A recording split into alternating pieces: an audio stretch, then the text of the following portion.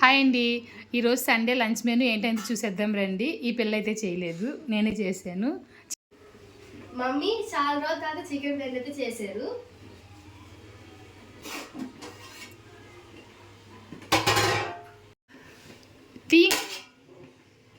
ఇదిగోండి చికెన్ బిర్యానీ తయారు చేశాను. 1 kgకి వేసాను అనమాట. పిల్లలు కొంచెం ఇష్టంగా తింటారు కదా అని చెప్పేసి. ఇంక తర్వాత చూసారంటే చికెన్ కర్రీ తయారు చేశాను.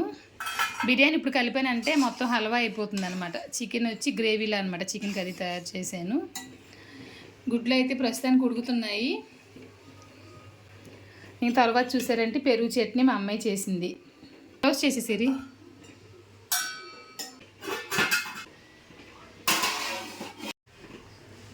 ఈరోజు లంచ్ మెన్యూ ఇదే.